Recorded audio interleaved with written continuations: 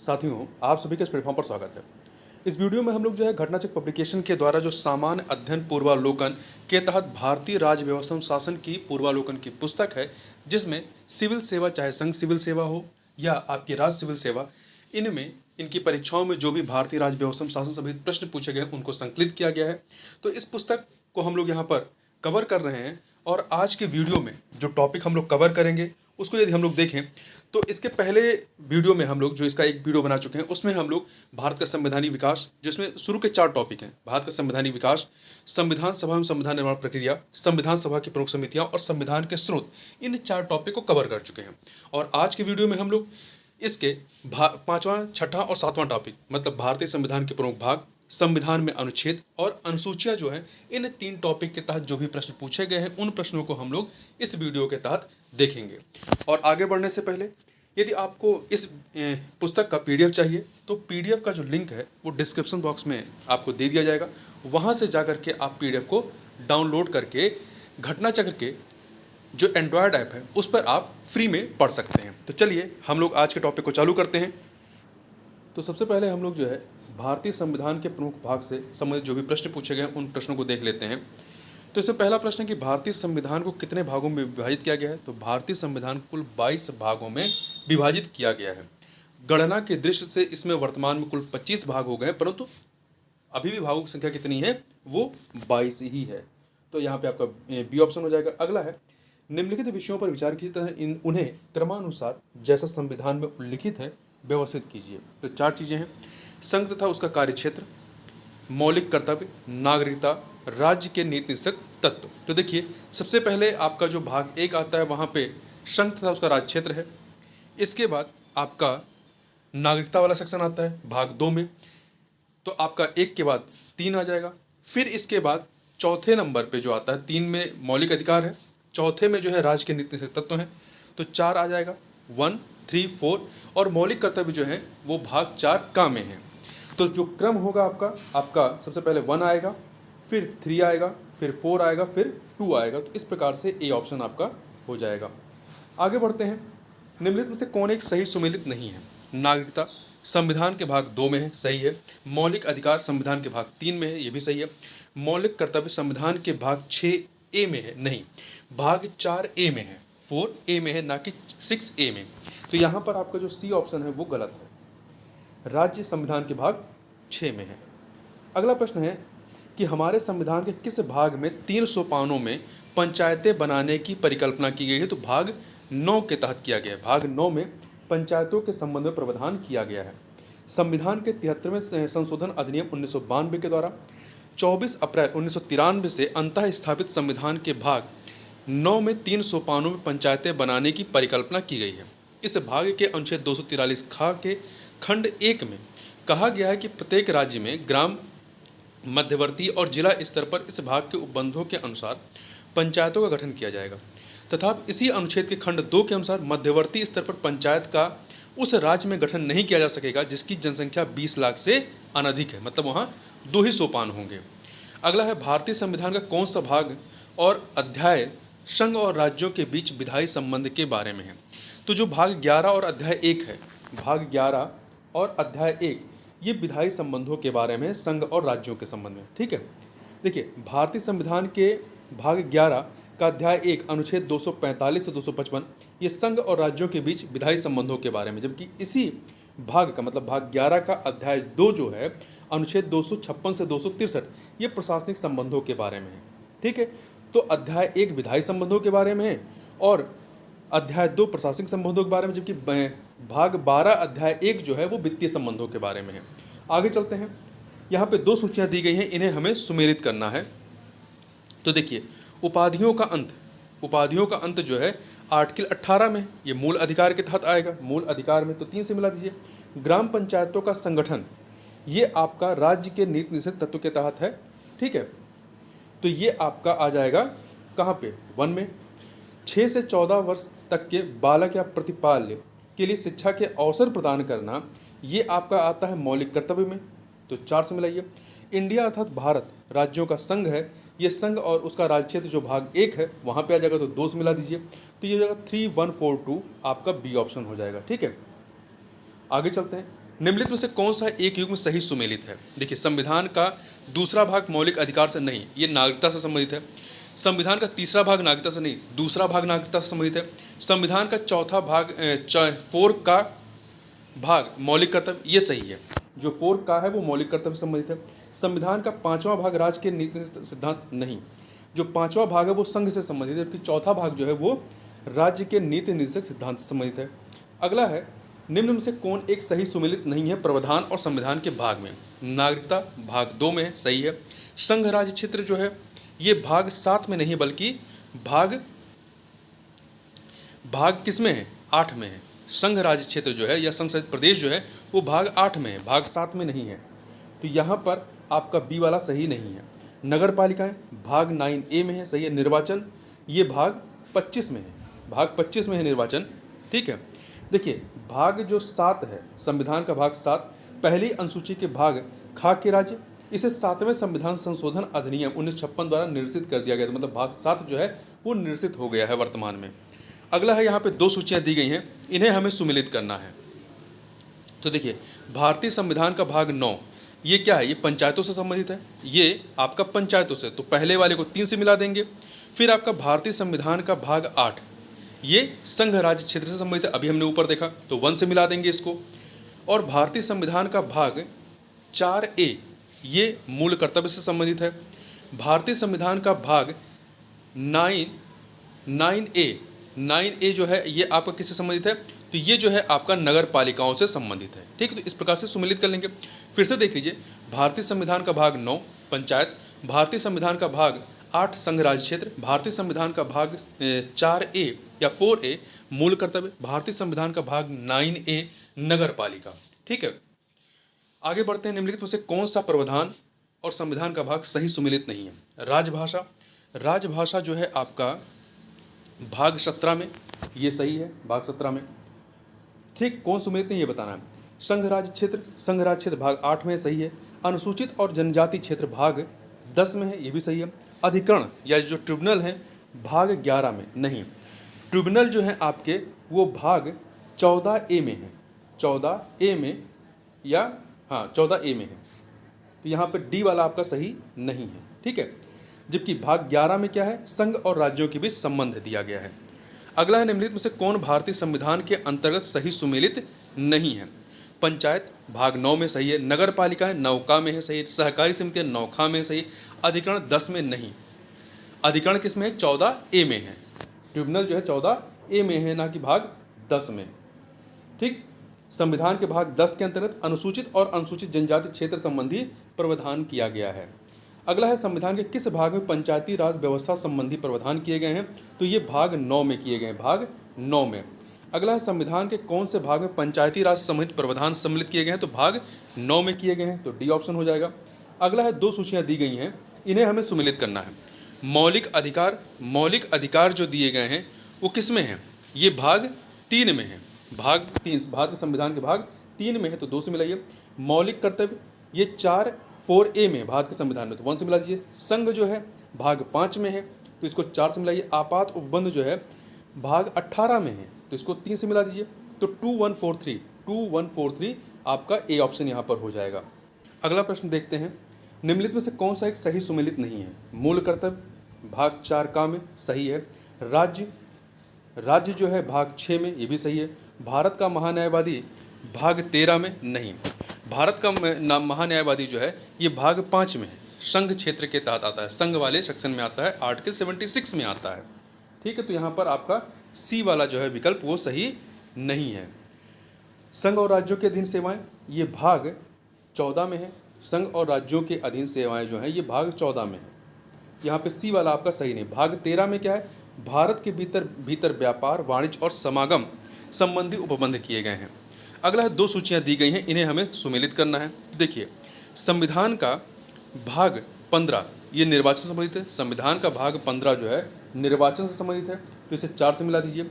संविधान का भाग 16 जो है ये कुछ वर्गों के संबंध में विशेष उपबंध से है, 16 जो है, तो 3 से मिलाइए। संविधान का भाग 17 राजभाषा से है, तो 2 से मिलाइए। संविधान का भाग 18 आपात उपबंध से संबंधित है, तो इसे 1 से मिला दीजिए।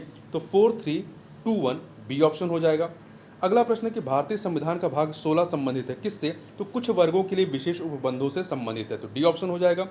अगला प्रश्न है, अगला जो है सेक्शन है वो संविधान में जो अनुच्छेद दिए गए हैं महत्वपूर्ण, उनसे संबंधित प्रश्नों पर आधारित है।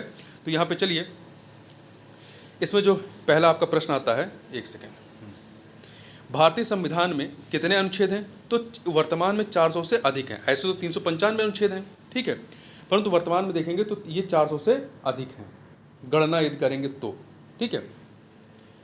आगे बढ़ते हैं, भारतीय संविधान में आरंभ में कितने अनुच्छेद थे? तो ये कितने थे? 395। वर्तमान में भारतीय संविधान में गणना की दृष्टि से कुल कितने अनुच्छेद और अनुसूचियां हैं? तो कितने हैं? ये आपके 400 से ऊपर हैं, ठीक है, इनकी संख्या जो है 400 से अधिक है और 12 अनुसूचियां ही हैं, तो यहाँ पर कोई विकल्प सही नहीं है, ठीक। आगे चलते हैं, मूल भारतीय संविधान में कितने भाग कितने भाग, कितने अनुच्छेद और कितनी अनुसूचियां थी? तो 22 भाग, 395 अनुच्छेद और आपकी 8 अनुसूचियां थी। वर्तमान में कितनी अनुसूचियां हैं? 12 अनुसूचियां हैं, ए ऑप्शन। अगला है, भारतीय संविधान में शामिल है 395 अनुच्छेद, 22 भाग, 12 अनुसूचियां। देखिए, नए राज्यों का गठन, नए राज्यों का जो गठन है ये किस अनुसूची के तहत आता है? तो ये नए राज्यों का गठन जो है ये भारतीय संविधान के अनुच्छेद 3 में आएगा, तो 2 से मिलेगी। नागरिकता जो है, नागरिकता वाला सेक्शन जो है आपका वो भारतीय संविधान के भाग 2 में आएगा, 1 से मिलेगी। मौलिक अधिकार, मौलिक अधिकार जो है ये भारतीय संविधान के भाग 3 में आएगा, 4 से मिला दीजिए। प्रशासनिक अधिकरण की स्थापना अनुच्छेद 323 ए, ठीक है, भाग 14 ए में, तो यहाँ पर आपका 3 हो जाएगा, तो 2143 ए ऑप्शन हो जाएगा। आगे चलते हैं, राष्ट्रपति के सिफारिश के बगैर, राष्ट्रपति के सिफारिश के बगैर कोई विधेयक जो कर लगाता है विधायिका में नहीं रखा जा सकता। यह प्रावधान भारतीय संविधान किस अनुच्छेद के अंतर्गत है? अनुच्छेद 117 के तहत है। अनुच्छेद 117 में ऐसा कहा गया है। अनुच्छेद 117 में प्रावधान है कि अनुच्छेद 110 एक के उपखंड क से च में उल्लिखित कर संबंधी प्रावधान अर्थात कर अधिरोपण करने वाला विधेयक या संशोधन राष्ट्रपति की सिफारिश से ही पूरा स्थापित या प्रस्तावित किया जाएगा, अन्यथा नहीं। और ऐसा उपबंध करने वाला विधेयक राज्यसभा में पुरस्तापित नहीं किया जाएगा। अगला है, वित्त विधेयक के बारे में विशेष उपबंध किस अनुच्छेद के अंतर्गत किया गया? विशेष उपबंध, तो ये अनुच्छेद 117 में, अभी ऊपर हम लोग देखा, तो ये अनुच्छेद 117 में किया गया है, तो ए ऑप्शन हो जाएगा। देखिए, संविधान के अनुच्छेद 117 में वित्त विधेयकों के बारे में विशेष उपबंध किया गया है। वहीं अनुच्छेद 119 में संसद में वित्तीय कार्य संबंधी प्रक्रिया का विधि द्वारा विनियमन है। अनुच्छेद 121 में उच्चतम न्यायालय या उच्च न्यायालय के किसी न्यायाधीश द्वारा कर्तव्यों के निर्वहन में किए गए किसी आचरण के संबंध में संसद में चर्चा पर निर्बंधन लगाता है, रोक लगाता है, आर्टिकल 121। वहीं आर्टिकल 123 अर्थात अनुच्छेद 123 जो है ये संसद के विश्रांति काल में अध्यादेश प्रख्यापित करने की राष्ट्रपति की शक्ति का उल्लेख करता है। अगला प्रश्न है कि भारतीय संविधान के किस अनुच्छेद के अंतर्गत अखिल भारतीय सेवाओं का प्रावधान किया गया है? तो ये अनुच्छेद 312 के तहत किया गया, अनुच्छेद 312 के तहत किया गया है। इस अनुच्छेद के अनुसार यदि राज्यसभा ने उपस्थित और मत देने वाले सदस्यों के कम से कम 2/3 बहुमत से समर्थित संकल्प से यह घोषित किया कि राष्ट्रीय हित में ऐसा करना आवश्यक है, तो संसद विधि द्वारा अखिल भारतीय सेवाओं के सृजन हेतु उपबंध कर सकती है। आगे बढ़ते हैं, अगला प्रश्न है कि निम्नलिखित में से कौन सी जोड़ी संस्था और संविधान के अनुच्छेद सुमेलित हैं? भारत का सर्वोच्च न्यायालय अनुच्छेद सुमेलित वाला पूछा है, अनुच्छेद 318 नहीं, ये आपका 124 में है, आर्टिकल 124 में है, ठीक है, तो पहला गलत हो गया। अनुच्छेद 124 में सर्वोच्च न्यायालय गठन का प्रावधान है, जबकि 318 में लोक सेवा आयोग के सदस्यों और कर्मचारियों की सेवा शर्तों के बारे में विनियमन है। भारत का निर्वाचन आयोग 324 में, ये सही है। संघीय लोक सेवा आयोग, संघीय लोक सेवा आयोग जो है आपका संघ और राज्यों के लिए जो लोक सेवा आयोग का प्रावधान है 315 में है, ना कि 332 में। तो 332 में क्या है? 332 में राज्यों की विधानसभाओं में अनुसूचित जातियों और अनुसूचित जनजातियों के लिए स्थानों के आरक्षण के संबंध में प्रावधान है। महाधिवक्ता अनुच्छेद 351 नहीं, महाधिवक्ता जो है राज्यों में जो होते हैं अनुच्छेद 165 में है, जबकि 351 में क्या है? हिंदी भाषा के विकास के लिए निर्देश किए गए हैं, तो यहाँ पर आपका बी ऑप्शन ही केवल सही है। अगला प्रश्न है कि निम्नलिखित में से कौन एक सही सुमेलित नहीं है? सुमेलित नहीं है। अनुच्छेद 39A, इसमें समान न्याय एवं निःशुल्क विधिक सहायता की बात की गई है। अनुच्छेद 40 ग्राम पंचायतों का संगठन है। अनुच्छेद 44 समान नागरिक संहिता है। अनुच्छेद 48 न्यायपालिका का कार्यपालिका से पृथक्करण है, नहीं, 48 में नहीं बल्कि अनुच्छेद 50 में है। न्यायपालिका का कार्यपालिका से पृथक्करण अनुच्छेद 50 में है, जबकि अनुच्छेद 48 क्या है? अनुच्छेद 48 कृषि एवं पशुपालन के संगठन से संबंधित है, तो डी वाला सही नहीं है। आगे बढ़ते हैं, दो सूचियां दी गई हैं, इन्हें हमें सुमेलित करना है। देखिए संविधान के अनुच्छेद 124 में क्या है? इसमें संघीय न्यायपालिका है, तो यहाँ पर आप एक से मिलाइए। अनुच्छेद 5 नागरिकता से संबंधित है, तो 2 से मिलाइए। 352 आकस्मिक प्रावधान के संबंध में है, 3 से मिलाइए। अनुच्छेद 245 विधायी शक्तियों का वितरण है, 4 से मिला दीजिए। तो 1 2 3 4 आपका ए ऑप्शन हो जाएगा। आगे चलते हैं, दो सूचियां फिर से दी गई, इन्हें सुमेलित करना है। देखिए अनुच्छेद 14 में क्या है? समानता का अधिकार दिया गया है, 3 से मिला दीजिए।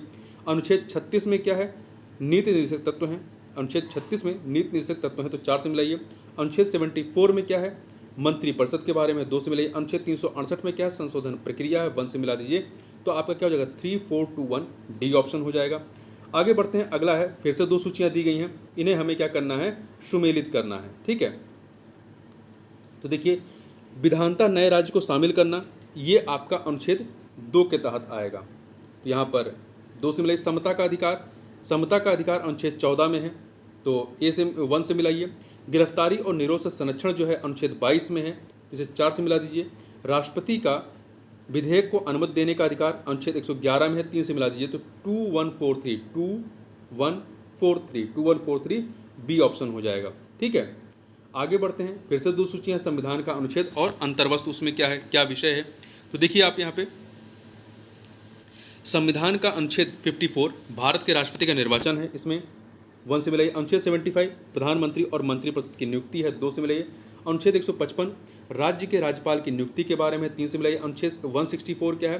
राज्य के मुख्यमंत्री और मंत्रिपरिषद की नियुक्ति के बारे में है, तो यहाँ 4 से मिला दीजिए। तो 1 2 3 4 ए ऑप्शन हो जाएगा, ठीक है, ए ऑप्शन हो जाएगा। जबकि राज्य विधानसभा की संरचना का जो अनुच्छेद है वो 170 में है, जो 5वें में लिखा है। आगे बढ़ते हैं, यहाँ पे दो सूचियां फिर से दी गई हैं, इन्हें सुमेलित करना, अनुच्छेद और प्रावधान। अनुच्छेद 61 में क्या है? अनुच्छेद 61 में जो है राष्ट्रपति पर महाभियोग के बारे में, तो 2 से मिला दीजिए। अनुच्छेद 67 खा में क्या है? उपराष्ट्रपति को हटाना, तो यहाँ पर 3 से मिला दीजिए। अनुच्छेद 94 में क्या है? अनुच्छेद 94 में स्पीकर को हटाना, 4 से मिला दीजिए। अनुच्छेद 90 में क्या है? राज्यसभा के उपसभापति को हटाना, तो 1 से मिला दीजिए। तो 2341 सी ऑप्शन हो जाएगा। फिर से देख लीजिए, अनुच्छेद 61 क्या है? राष्ट्रपति पर महाभियोग। अनुच्छेद 67 खा क्या है? उपराष्ट्रपति को हटाना। अनुच्छेद 94 क्या है? स्पीकर को हटाना। अनुच्छेद 90 क्या है? राज्यसभा के उपसभापति को हटाना। फिर से दो सूचियां हैं, इन्हें सुमेलित करना है। अनुच्छेद 324 निर्वाचन आयोग के बारे में है, तो 4 से मिलाइए। अनुच्छेद 315 लोक सेवा आयोग के बारे में है, 3 से मिला दीजिए। अनुच्छेद 280 वित्त आयोग है, 2 से मिलाइए। अनुच्छेद 338 राष्ट्रीय अनुसूचित जाति आयोग है, 1 से मिला दीजिए। तो आपका हो जाएगा 4321 ए ऑप्शन हो जाएगा यहाँ पर। आगे बढ़ते हैं, अगला प्रश्न है, फिर से दो सूचियाँ हैं, इन्हें हमें सुमेलित करना है। तो आप देखिए अनुच्छेद 323 ए, इसमें प्रशासनिक अधिकरण या ट्रिब्यूनल के बारे में बात की गई, 2 से मिलाइए। अनुच्छेद 324 निर्वाचन, 1 से मिला दीजिए। अनुच्छेद 330 क्या है? अनुच्छेद 330 ये आपका जो है, अनुच्छेद 330 जो है लोकसभा के लिए अनुसूचित जाति व अनुसूचित जनजाति सदस्यों का आरक्षण, 3 से मिला दीजिए। अनुच्छेद 320 क्या है? ये लोक सेवा आयोग के कार्य हैं, तो आप इसको 330 वाला 4 से मिलाएंगे, इसको 3 से मिलाएंगे, तो 2143 हो जाएगा, 2143 सी ऑप्शन। फिर से देख लीजिए, अनुच्छेद 323 ए प्रशासनिक अधिकरण है। अनुच्छेद 324 निर्वाचन। अनुच्छेद 330 जो है लोक सभा में अनुसूचित जातियों और अनुसूचित जनजातियों के लिए स्थानों का आरक्षण किया गया है। वहीं अनुच्छेद 320 में लोक सेवा आयोग के कार्य हैं। फिर से दो सूचियां हैं, इन्हें हमें सुमेलित करना है। संवैधानिक संशोधन 368 में है, तो 4 से मिलाइए। वित्त आयोग 280 में, 3 से मिला दीजिए। वित्तीय आपात जो है 360 में है, 1 से मिलाइए। अखिल भारतीय सेवाएं 312 में, 2 से मिला दीजिए। तो 4312 आपका बी ऑप्शन हो जाएगा, ठीक है। आगे बढ़ते हैं, अगला है, दो सूचियां दी गई हैं, यहाँ पर दो सूचियां दी गई हैं, इन्हें हमें सुमेलित करना है। भारत का नियंत्रक एवं महालेखा परीक्षक अनुच्छेद 148 में है, तो 3 से मिलाइए। वित्त आयोग अनुच्छेद 280 में है, 2 से मिला दीजिए। प्रशासनिक अधिकरण ये 323 ए में है, तो आप 4 से मिला दीजिए। संघ लोक सेवा आयोग 315 में है, तो 1 से मिला दीजिए। तो 3241 ए ऑप्शन आपका सही हो जाएगा। आगे बढ़ते हैं।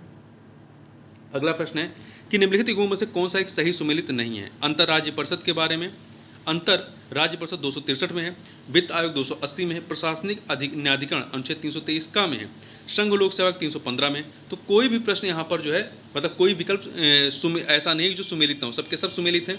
तो यहाँ पर कोई भी सही मतलब विकल्प जो है उत्तर के अनुसार सही नहीं है, प्रश्न के अनुसार सही नहीं है। तो इसे आयोग ने मूल्यांकन से बाहर कर दिया था। ठीक है, अगला है फिर से दो सूचियां हैं, इन्हें सुमेलित करना है। अनुच्छेद 26 में क्या है? अनुच्छेद 26 में धार्मिक कार्यों के प्रबंध की स्वतंत्रता है, तो 3 से मिला दीजिए। अनुच्छेद 40 में ग्राम पंचायतों का संगठन है, 4 से मिलाइए। अनुच्छेद 98 में क्या है? संसद का सचिवालय है, 98 में, 2 से मिलाइए। अनुच्छेद 239 में क्या है? संघ शासित क्षेत्रों का प्रशासन है, तो 1 से मिला दीजिए। 3421 आपका ए ऑप्शन हो जाएगा। आगे बढ़ते हैं।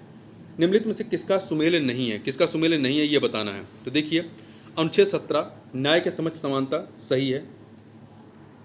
सॉरी, किसका कौन सुमेलित है? तो अनुच्छेद 17 न्याय के समक्ष समानता नहीं है, ये अनटचेबिलिटी संबंधित है। ठीक है, अनुच्छेद 78 संसद का गठन नहीं है। अनुच्छेद 78 में आपका संसद का गठन नहीं बल्कि राष्ट्रपति को जानकारी देने के संबंध में प्रधानमंत्री के कर्तव्य हैं। और अनुच्छेद 17 में अस्पृश्यता का उन्मूलन है। अनुच्छेद 192 में संसद सदस्यों के वेतन में भत्ते नहीं हैं। 192 में राज्य विधानमंडल के सदस्यों की निरर्हताओं के संबंध में प्रश्नों पर भी निश्चय किया गया है। अनुच्छेद 352 आपात स्थिति की घोषणा, ये आपका डी वाला विकल्प सही है। आगे चलते हैं। फिर से आपके पास दो सूचियां हैं, इन्हें सुमेलित करना है, इन्हें हमें सुमेलित करना है। 215 में क्या है? उच्च न्यायालय का अभिलेख न्यायालय होना, उच्च न्यायालय का अभिलेख न्यायालय होना, 215 में 4 से मिला दीजिए। 222 में क्या है? 222 में किसी न्यायाधीश का एक न्यायालय से दूसरे उच्च न्यायालय में अंतरण होना, तो इसे 1 से मिलाइए। 226 में क्या है? 226 में कुछ रिट निकालने की उच्च न्यायालय की शक्तियां हैं, 3 से मिला दीजिए। 227 में क्या है? इसमें सभी न्यायालयों के अधीक्षण की शक्ति है, 2 से मिला दीजिए। तो आपका 4132 ए ऑप्शन हो जाएगा। फिर से देख लीजिए। 215 में उच्च न्यायालयों का अभिलेख न्यायालय होना, 222 में किसी न्यायालय का एक उच्च न्यायालय से दूसरे उच्च न्यायालय, किसी न्यायाधीश का एक उच्च न्यायालय से दूसरे उच्च न्यायालय में अंतरण होना, 226 में विशेष रिट जारी करने की उच्च न्यायालय की शक्ति है, 227 में सभी न्यायालयों के अधीक्षण की उच्च न्यायालय की शक्ति है। अगला है भारतीय संविधान के किस अनुच्छेद में केंद्र शासित प्रदेशों के लिए उच्च न्यायालय का प्रावधान किया गया? तो उच्च न्यायालयों का जो प्रावधान है वो आपका किस में है? अनुच्छेद 241 में है। संघ शासित प्रदेशों के लिए आपका उच्च न्यायालय का प्रावधान अनुच्छेद 241 के तहत किया गया है। ठीक है, तो यहाँ पर ये देखिए 239 में संघ राज्य क्षेत्रों का प्रशासन है। अनुच्छेद 240 में आपका कुछ संघ राज्य क्षेत्रों के लिए विनिमय बनाने की राष्ट्रपति की शक्ति है। 242 में 242 को निरसित कर दिया गया, समाप्त कर दिया गया। ठीक है, अगला प्रश्न है, यहाँ पे दो सूचियाँ दी गई, इन्हें सुमेलित करना है। अनुच्छेद 76 में क्या है? भारत का महान्यायवादी, 3 से मिला दीजिए। अनुच्छेद 148 में क्या है? भारत का नियंत्रक एवं महालेखा परीक्षक, 1 से मिला दीजिए। अनुच्छेद 75(1) में क्या है? इसमें आपका केंद्रीय मंत्रियों की नियुक्ति है, तो इसको आप 4 से मिला दीजिए। अनुच्छेद 131 में क्या है? सर्वोच्च न्यायालय का क्षेत्राधिकार है, तो इसे 2 से मिला दीजिए। तो आपका 3142 आपका बी ऑप्शन हो जाएगा। आगे बढ़ते हैं। फिर से यहाँ पे आपके पास दो सूचियाँ हैं, इन्हें सुमेलित करना है। विधि के समक्ष समानता, ये आपका अनुच्छेद 14 में है, तो 3 से मिलाएंगे। कार्य करने का अधिकार, कार्य करने का जो अधिकार है आपका, ये अनुच्छेद 41 में है, तो इसे 4 से मिला देंगे। और फिर कार्य करने का अधिकार 41 में, कार्य करने के लिए सही और मानवीय स्थितियां जो हैं, ये आपका अनुच्छेद 42 में 42 में है, तो 1 से मिला देंगे। और बच्चों के लिए मुफ्त तथा अनिवार्य शिक्षा जो है, ये आपका अनुच्छेद 45 में है, तो इसको आप 2 से मिला देंगे। ठीक है, तो इस प्रकार से आप देखेंगे तो यहाँ पर क्या हो जाएगा? यहाँ पे 3, पहले वाले को आप 3 से मिलाएंगे, 4 से मिलाएंगे तो 3, 4, और कार्य करने के लिए सही और मानवीय स्थितियाँ जो हैं वो 42 में हैं, तो 3, 4, 1, 2, 3, 4, 1, 2 आना चाहिए। 3, 4, 1, 2 आपका बी ऑप्शन। ठीक है, आगे चलते हैं। अगला प्रश्न है कि निम्नलिखित में से कौन सा सही सुमेलित नहीं है? उसके थोड़ा सा ये जो स्टार लगा इसके बारे में थोड़ा सा पढ़ लेते हैं। ठीक है, जिससे आपको भी कन्फ्यूजन ना हो। देखिए, शैशव पूर्व देखभाल तथा 6 वर्ष से कम आयु के बच्चों के लिए शिक्षा की व्यवस्था जो है अनुच्छेद 45 में किया गया। ठीक, देखिए बच्चों के लिए मुफ्त तथा अनिवार्य शिक्षा का प्रावधान मूलतः नीति निषेध तत्वों के तहत अनुच्छेद 45 में वर्णित था, परंतु 86वें संविधान संशोधन 2002 से इसे अनुच्छेद 21 का के रूप में मूल अधिकारों में शामिल किए जाने के साथ साथ अनुच्छेद 45 में इसके स्थान पर शैशव पूर्व देखभाल तथा 6 वर्ष से कम आयु के बच्चों की शिक्षा के लिए व्यवस्था प्रतिस्थापित किया गया है। ठीक है, तो यहाँ पे बच्चों के लिए मुफ्त अनिवार्य शिक्षा जो आपका हमने यहाँ 45 में लाया था, इसको यहाँ इन्होंने, इनका कहने का मतलब है व्याख्या के अनुसार इसको 21 का में होना चाहिए, परंतु आप इसका यहाँ पे जो विकल्प है आप वो बी मान सकते हैं। आयोग ने भी बी को ही माना होगा। ठीक है, आगे चलते हैं। निम्नलिखित में से कौन सा सही सुमेलित नहीं है? भारतीय संविधान का अनुच्छेद और संबंधित राज्य। 300 सुमेलित नहीं, ये बताना है। 371 का में नागालैंड है, 371 खा में असम है, 371 गा में मेघालय नहीं है, 371 गा में क्या है? मणिपुर है। ठीक है, तो यहाँ पे सी वाला सही नहीं है। 371 घा में क्या है? आंध्र प्रदेश है, आंध्र प्रदेश या तेलंगाना। 371 अंगा में आंध्र प्रदेश में केंद्रीय विश्वविद्यालय है। 371 चा में सिक्किम है, छा में मिजोरम है, जा में अरुणाचल प्रदेश है, झा में गोवा है और इया में कर्नाटक है। ठीक, तो यहाँ पे मेघालय की बात नहीं की गई है। और ये संविधान के भाग 21 में अस्थायी संक्रमणकालीन और विशेष उपबंधों का प्रावधान किया गया है, याद रखिएगा। आगे चलते हैं। अब हम लोग अनुसूचियों संबंधित प्रश्नों को देख लेते हैं। तो चलिए प्रश्नों पर सीधे पहुंचते हैं। पहला प्रश्न है कि भारतीय संविधान में कुल अनुसूचियां कितनी हैं? तो कुल कितनी है? 12। मूल रूप से 8 थी। ठीक है, मूल रूप से 8 थी, बाद में 4 और जोड़ी गई। भारतीय संविधान में कितनी अनुसूचियां हैं? 12। निम्नलिखित कथनों पर विचार कीजिए। भारत के संविधान में 20 भाग हैं, नहीं, 22 भाग हैं, पहला गलत। भारत के संविधान में कुल 390 अनुच्छेद हैं, नहीं, 395 अनुच्छेद। भारत के संविधान में 9वीं, 10वीं, 11वीं और 12वीं अनुसूचियों को संविधान संशोधन अधिनियम द्वारा जोड़ा गया, ये सही है। केवल तीसरा कथन यहाँ पर सही है, पहला दूसरा गलत है। ठीक है, आगे देखते हैं। भारतीय संविधान की निम्न दी गई अनुसूचियों में से कौन सी एक राज्यों के नामों की सूचिता उनके राज्य क्षेत्रों का ब्यौरा देती है? तो जो पहली अनुसूची है वो देती है, पहली अनुसूची। दूसरी अनुसूची जो है ये संवैधानिक प्राधिकारियों के वेतन के बारे में उपबंध करता है। तीसरी अनुसूची शपथ का प्रारूप है और चौथी अनुसूची जो है राज्यसभा में स्थानों का आवंटन है। यदि भारत संघ के एक नए राज्य का सृजन करना हो तो संविधान की निम्नलिखित अनुसूची में से किस एक को अवश्य संशोधित किया जाएगा? चूँकि देखिए, जो भी राज्य नया बनेगा उसका उल्लेख आपका अनुसूची 1 में होगा, तो पहली अनुसूची संशोधित करनी पड़ेगी। आगे चलते हैं। भारत के संविधान की चौथी अनुसूची विवेचित करती है किसके बारे में? तो ये राज्यसभा में स्थानों के आवंटन संबंधित है। ठीक है, जो भाग 8 है वो भाषाओं संबंधित है। भारतीय संविधान की तृतीय अनुसूची में निम्न में से क्या उपबंधित है? यहाँ पे 4 चीजें दी गई हैं। संघ के मंत्री के लिए पद की शपथ का प्रारूप है। तीसरी अनुसूची में क्या है? शपथ है, तो संघ के मंत्री के लिए पद की शपथ का प्रारूप है। उच्चतम न्यायालय के मुख्य न्यायाधीश द्वारा ली जाने वाली शपथ का प्रारूप है। भारत के राष्ट्रपति के पद की शपथ का प्रारूप नहीं, भारत के राष्ट्रपति के लिए पद की शपथ का प्रारूप जो है राष्ट्रपति वाला जो सेक्शन है वहाँ पर दिया गया है। ठीक है, तो इनका जो शपथ है वो आपका अनुसूची 3 में नहीं है। संसद के सदस्य द्वारा ली जाने वाली शपथ का प्रारूप इसमें है, तो पहला दूसरा चौथा, तीसरा नहीं है। ठीक है, तो देखिए इसमें संघ के मंत्री जो तीसरी अनुसूची है इसमें जो शपथ है किसके किसके बारे में है?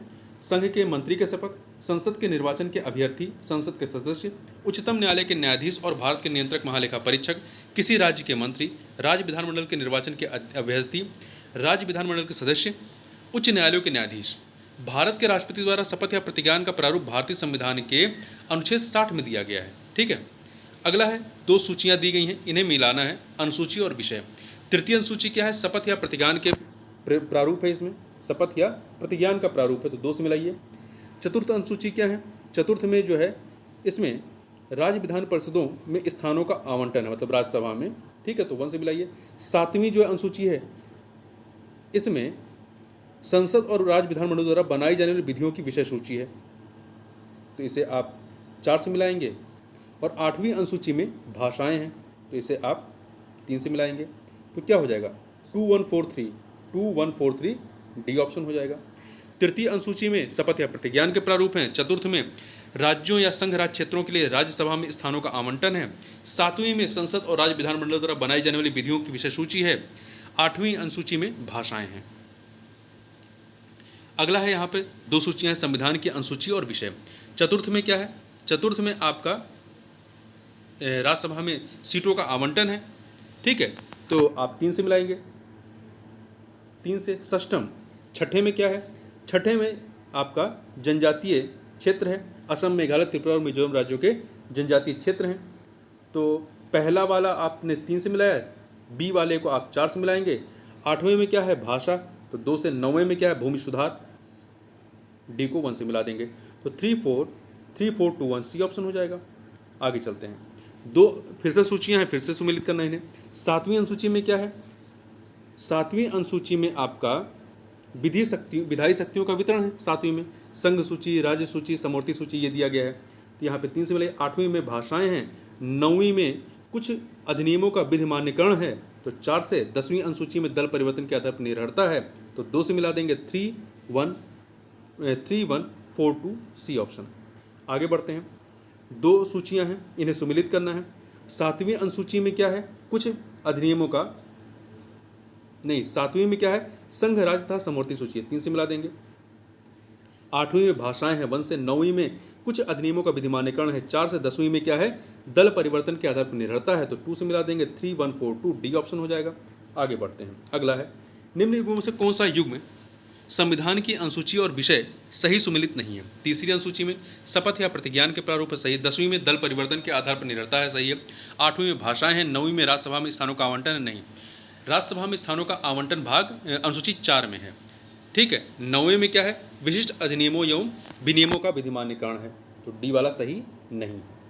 अगला है, किस प्रधानमंत्री के कार्यकाल के दौरान भारत के संविधान में 9वीं अनुसूची को पुनर्स्थापित किया गया था? तो ये पुनर्स्थापित किसके कार्यकाल में? पंडित जवाहरलाल नेहरू के कार्यकाल में ही इसको पुनर्स्थापित किया गया था, ठीक है। देखिए, भारत के प्रथम प्रधानमंत्री पंडित जवाहरलाल नेहरू के कार्यकाल के दौरान भारत के संविधान में 9वीं अनुसूची को पुनर्स्थापित किया गया था। 9वीं अनुसूची को प्रथम संविधान संशोधन अधिनियम 1951 के द्वारा संविधान में वर्ष 1951 में जोड़ा गया था तथा इसके अंतर्गत शामिल किए जाने वाले अधिनियमों और विनियमों के विधिमान्यकरण और उन्हें न्यायिक उन्मुक्ति प्रदान करने का उपबंध किया गया।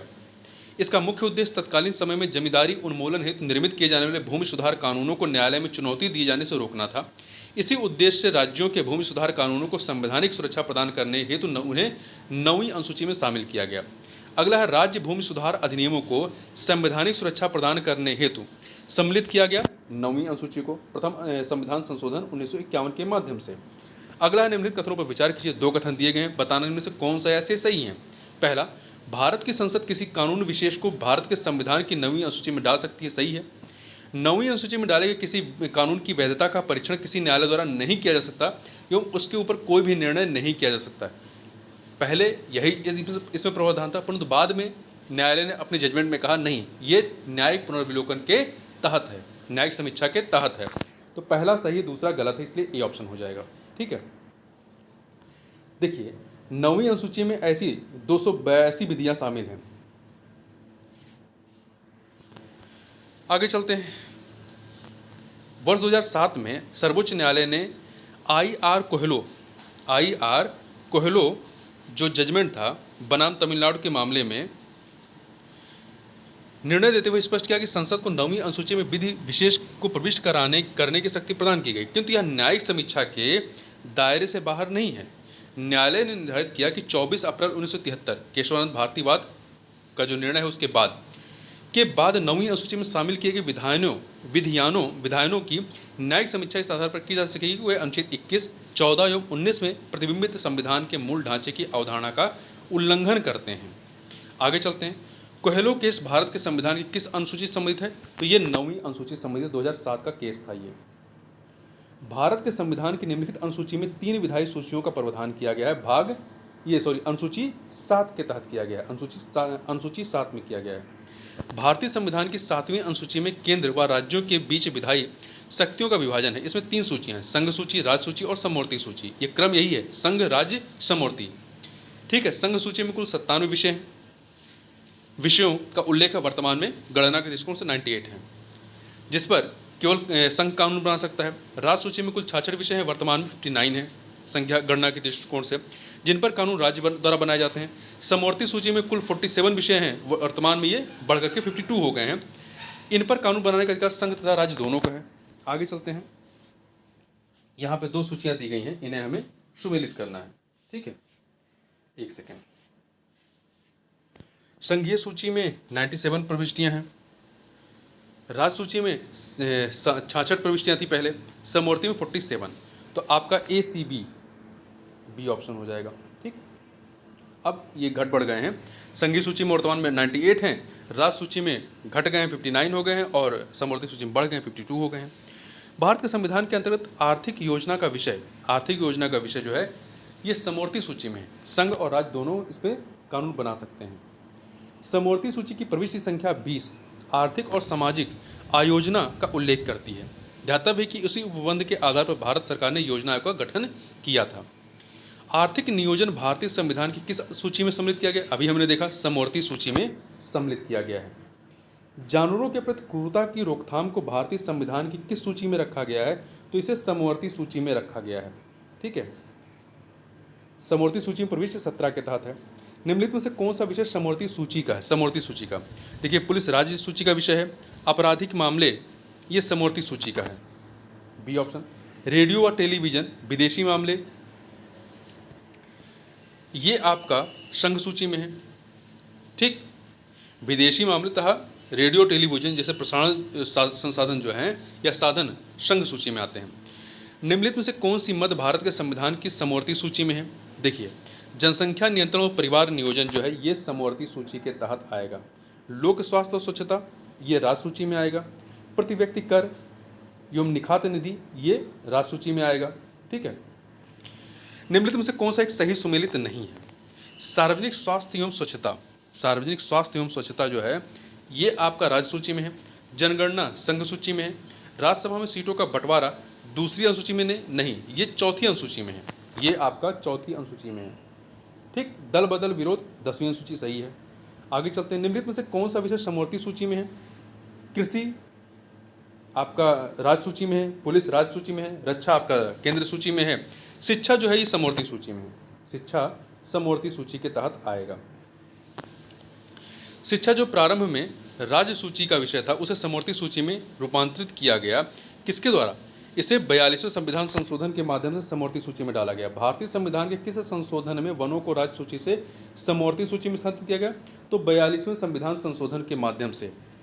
देखिए, 42वें संविधान संशोधन 1976 के द्वारा वन को राज्य सूची से स्थानांतरित कर समवर्ती सूची में डाला गया। अगला है, भारत के संविधान के अंतर्गत विषय तथा संबंधित सूची के बारे में निम्न युगों में से कौन एक सही सुमेलित नहीं है? विषय और सूची। वन समवर्ती सूची में सही, शेयर बाजार समवर्ती सूची नहीं। शेयर बाजार जो है ये आपका किस में आएगा? संघ सूची में आएगा। ठीक है, शेयर बाजार हो गया, डाकघर बचत बैंक हो गया, ये संघीय सूची में है। जन स्वास्थ्य आपका राज्य सूची में आएगा, तो यहाँ पे बी वाला सही नहीं है। अगला है, 2 सूचियाँ सुमेलित करना है। देखिए, केंद्र सूची में क्या आएगा? जनगणना जो है केंद्रीय सूची में आएगा, केंद्र सूची में 3 से मिलाइए। राज्य सूची में क्या आएगा? राज्य सूची में पुलिस और सार्वजनिक व्यवस्था आएगा, 1 से मिलाइए। समवर्ती सूची में क्या आएगा? जनसंख्या नियंत्रण और परिवार नियोजन, तो 4 से मिलाइए। अवशिष्ट इस विषय में कौन सा आएगा? अंतरिक्ष अनुसंधान, 2 से मिलाइए। 3142 ए ऑप्शन हो जाएगा। आगे चलते हैं, अगला है, भारतीय संविधान के निम्नलिखित में से कौन से प्रावधान शिक्षा पर प्रभाव डालते हैं? कौन से प्रावधान शिक्षा पर प्रभाव डालते हैं? देखिए, राज्य के नीति तत्व, ग्रामीण और शहरी स्थानीय निकाय, 5वीं अनुसूची, 6ठी अनुसूची और 7वीं अनुसूची, ये सभी के सभी जो हैं शिक्षा पर प्रभाव डालते हैं। 1 2 3 4 5 सब। देखिए, नीति निश्चित तत्वों में अनुच्छेद 45 तथा ग्रामीण एवं शहरी स्थानीय निकायों को क्रमशः अनुच्छेद 243 छा 243 बा में प्रदान की गई शक्तियों और प्राधिकारों के अंतर्गत शिक्षा के प्रावधान किए गए हैं। अनुच्छेद 45 के अंतर्गत नीति तत्वों के तहत बच्चों की शैशव पूर्व देखभाल एवं 6 वर्ष की आयु तक शिक्षा को बंद किया गया है। पंचायतों को 243 छा के अंतर्गत तथा नगर पालिकाओं को 243 बा के अंतर्गत शक्तियों, प्राधिकारों एवं उत्तरदायित्वों का आवंटन किया गया है, जिनमें शिक्षा के प्रबंधन की अव्यवस्था का भी उत्तरदायित्व शामिल है। 6ठे और 7वीं अनुसूची में भी शिक्षा संबंधित प्रावधान शामिल हैं, जबकि 5वीं अनुसूची के तहत वर्णित अनुसूचित क्षेत्रों और अनुसूचित जनजातियों के प्रशासन हेतु उपबंध शिक्षा पर अप्रत्यक्ष रूप से प्रभाव डालते हैं। आगे चलते हैं, भारतीय संविधान की 10वीं अनुसूची का संबंध किससे है? तो ये दल बदल विरोधी कानून से है। भारतीय संविधान की 10वीं सूची का संबंध किससे है? दल बदल प्रतिरोधी विधायन से है। आगे चलते हैं। भारतीय संविधान की 7वीं अनुसूची के अंतर्गत संघ सूची में निम्नलिखित में से किसका उल्लेख नहीं है संघ सूची में? तो देखिए, बैंकिंग है, बीमा है, आपका जनगणना है, परंतु गैस नहीं है। गैस इसके तहत नहीं आती है। एक सेकंड, गैस नहीं आएगी, ठीक है। गैस राज्य सूची में सम्मिलित विषय, ध्यान रखिएगा। आगे बढ़ते हैं। निम्नलिखित में से कौन सा विषय भारतीय संविधान की संघ सूची से संबंधित नहीं है? तो देखिए, रक्षा संघ सूची में, वैदेशिक मामले, रेलवे, ये संघ सूची में। किसी जो है ये राज्य सूची का विषय, किसका है? राज्य सूची का विषय है। भारतीय संविधान की 7वीं अनुसूची के अंतर्गत राज्य सूची में निम्नलिखित में से किसका उल्लेख है? तो राज्य सूची में रेलवे, पुलिस जो है आपका राज्य सूची में आएगा। शिक्षा समवर्ती सूची में है, वन समवर्ती सूची में है, ठीक है। विद्युत का उपभोग एवं विक्रय पर कर राज्य सूची में शामिल है। आगे चलते हैं। देखिए, शिक्षा, विद्युत एवं वन जो है वो समवर्ती सूची में है, परंतु विद्युत के उपभोग या विक्रय पर कर जो है वो राज्य सूची में आता है। निम्न में से कौन सा राज्य सूची में है? रेलवे, पुलिस जो है ये राज्य सूची के तहत आता है, ध्यान रखिएगा। तो ए ऑप्शन, ठीक है। निगम कर और जनगणना संघ सूची में आता है। आर्थिक एवं सामाजिक नियोजन जो है समवर्ती सूची में आता है। पंचायती राज विषय निम्नलिखित में किस सूची में है? तो ये आपका राज्य सूची के तहत आता है, राज्य सूची में। अगला है, निम्नलिखित में से कौन सा विषय भारतीय संविधान की 7वीं अनुसूची की सूची 3 समवर्ती सूची में शामिल है? तो दंड प्रक्रिया, पुलिस, लोक व्यवस्था, कारागार। तो आपका दंड प्रक्रिया जो है ये समवर्ती सूची में है। इस पर राज्य और संघ दोनों कानून बना सकते हैं। पुलिस राज्य सूची का है, लोक व्यवस्था राज्य सूची का है, कारागार राज्य सूची का है। अगला है, विवाह विच्छेद और गोद लेना संविधान की 7वीं सूची में निम्नलिखित के अंतर्गत सम्मिलित किए जाते हैं। तो ये समवर्ती सूची में विवाह विच्छेद और गोद लेना ये आपका सूची 3 समवर्ती सूची में आते हैं। भारतीय संविधान की 7वीं अनुसूची की किस सूची एवं प्रविष्टि का संबंध राज्य के विधानमंडल के निर्वाचन से है? तो आपका सूची 1 प्रविष्टि 72 और सूची 2 प्रविष्टि 37। यहाँ पर ए और सी दो के दोनों ही सही है, ठीक है। देखिए, भारतीय संविधान की 7वीं अनुसूची की सूची 1 संघ सूची की प्रविष्टि 72 संसद के लिए, राज्यों के लिए, विधानमंडलों के लिए तथा राष्ट्रपति और उपराष्ट्रपति के पदों के लिए निर्वाचन और निर्वाचन आयोग तथा सूची 2 जो है यह राज्य सूची की प्रविष्टि 37 संसद द्वारा बनाई गई किसी विधि के उपबंधों के अधीन रहते हुए राज्य के विधानमंडल के लिए निर्वाचन का संबंध राज्य के विधानमंडल के निर्वाचन से है। अगला है 41, सरकारों द्वारा शुल्क एवं कर लगाने का अधिकार संविधान की किस अनुसूची में है? तो ये आपका 7वीं अनुसूची में है, ठीक है। केंद्र एवं राज्य सरकार द्वारा करों एवं शुल्कों के अधिरोपण के संबंध में विभिन्न मध्य संविधान की 7वीं अनुसूची के तहत उल्लिखित हैं। भूमि सुधार जो है ये राज्य सूची का विषय है, राज्य सूची का है। भारत के संविधान की निम्नलिखित में से कौन सी एक अनुसूची में दल बेदल विरोधी कानून विषयक प्रावधान है? तो 10वीं अनुसूची में है। 10वीं अनुसूची में इसे 42वें संविधान संशोधन अधिनियम 1985 के द्वारा जोड़ा गया था और 10वीं अनुसूची में 91वें संविधान संशोधन 2003 के द्वारा संशोधन किया गया। इस संशोधन का उद्देश्य दल बदल पर रोक लगाने के साथ साथ केंद्र एवं राज्यों में मंत्रिपरिषद के आकार को निर्धारित करना था। भारतीय संविधान के किस अनुसूची में दल बदल विरोधी कानूनों को रखा गया है? तो 10वीं अनुसूची में रखा गया है, सी ऑप्शन। भारत के संविधान के किस अनुसूची के अधीन जनजातीय भूमि का खनन के लिए निजी पक्षकारों को अंतरण, अकृत और शून्य घोषित किया जा सकता है? तो ये 5वीं अनुसूची के तहत किया जा सकता है, ठीक है, 5वीं अनुसूची। देखिए, वर्ष 1997 में उच्चतम न्यायालय की 3 सदस्यीय पीठ ने समता बनाम आंध्र प्रदेश राज्य एवं अन्य के बाद में निर्णय देते हुए कहा था कि जनजातीय भूमि को राज्य सरकार या उसकी एजेंसी द्वारा निजी खनन कंपनियों को पट्टे पर दिया जाना संविधान की 5वीं अनुसूची के तहत अकृत और शून्य घोषित होगा। अगला है, यदि किसी विशिष्ट क्षेत्र को भारत के संविधान की 5वीं अनुसूची के अधीन लाया जाए तो निम्नलिखित कथनों में से कौन सा एक इसके परिणाम को सर्वोत्तम रूप से प्रतिबिंबित करता है? तो देखिए, पहला, इससे जनजातीय लोगों की जमीनें गैर जनजातीय लोगों को अंतरित करने पर रोक लगेगी, ठीक है। तो ये आपका पहला वाला विकल्प सही है। इससे उस क्षेत्र में एक स्थानीय स्वशासी निकाय का सृजन होगा? नहीं। इससे वह क्षेत्र संघ राज्य क्षेत्र में बदल जाएगा? नहीं। जिस राज्य के पास ऐसे क्षेत्रों को उसे विशेष कोर्ट का राज्य घोषित किया जाएगा? नहीं। देखिए, संविधान की 5वीं अनुसूची में असम, मेघालय, त्रिपुरा और मिजोरम 4 राज्यों से भिन्न मिजोरम से भिन्न, मतलब 5वीं अनुसूची में असम, मेघालय, त्रिपुरा और मिजोरम से भिन्न भारत के राज्यों के अनुसूचित क्षेत्रों और अनुसूचित जनजातियों के प्रशासन और नियंत्रण के बारे में प्रावधान किया गया। इन चारों के बारे में जो है वो अनुसूची 6 में दिया गया है, ठीक है। असम, मेघालय, त्रिपुरा और मिजोरम के बारे में जो प्रावधान है वो अनुसूची 6 में है। तो इसके पैरा 6 के तहत किसी क्षेत्र को अनुसूचित क्षेत्र घोषित करने की शक्ति राष्ट्रपति को दी गई है। साथ ही राष्ट्रपति किसी अनुसूचित क्षेत्र का दर्जा समाप्त कर सकता है या उसकी सीमाओं में परिवर्तन कर सकता है। वह किसी राज्य के राज्यपाल से परामर्श करके उस राज्य के अनुसूचित क्षेत्र की सीमा को बढ़ा सकता है। 5वीं अनुसूची के पैरा 5 के तहत अनुसूचित क्षेत्रों के संबंध में संबंधित राज्य के राज्यपाल को विशेष शक्तियां प्रदान की गई हैं। इसके तहत उसे विनियम द्वारा ऐसे क्षेत्रों को अनुसूचित जनजातियों के सदस्यों द्वारा या उनमें भूमि के अंतरण का प्रतिषेध या निर्बंधन कर सकने और ऐसे क्षेत्र की जनजातियों को भूमि के आवंटन का विनियमन कर सकने की शक्ति प्राप्त है। अतः यदि किसी विशिष्ट क्षेत्र को भारत के संविधान की 5वीं अनुसूची के अधीन लाया जाए तो इससे जनजातीय लोगों की जमीनें गैर जनजातीय लोगों को अंतरित करने पर रोक लगेगी। अगला है 5वां अनुसूची किस विशिष्ट समूह के लोगों के शासन और हितों की सुरक्षा समित है, तो अनुसूचित जनजाति के संबंध में इसमें प्रावधान किया गया है। ठीक है, भारत के संविधान की किस अनुसूची में विभिन्न राज्यों में अनुसूचित क्षेत्रों के प्रशासन और नियंत्रण का विशेष उपबंध है, तो 5वीं में। ठीक है, और असम, मेघालय, त्रिपुरा और मिजोरम के बारे में 6ठी अनुसूची में है। भारत के संविधान में 5वीं अनुसूची और 6ठी अनुसूची के उपबंध निम्नलिखित में से किसके लिए किए गए हैं, तो अनुसूचित जनजातियों के हितों के संरक्षण के लिए किए गए हैं। अगला है भारतीय संविधान की 6ठी अनुसूची किन राज्यों के जनजातीय क्षेत्रों के प्रशासन से संबंधित है, तो 4 राज्य असम, मेघालय, त्रिपुरा और मिजोरम, तो डी ऑप्शन। संविधान की अनुसूची 6 इनमें से किस राज्य में लागू नहीं होती है, तो ये असम, मेघालय, त्रिपुरा और मिजोरम में है, मणिपुर में नहीं है। ठीक है, मणिपुर इसमें शामिल नहीं है, डी ऑप्शन।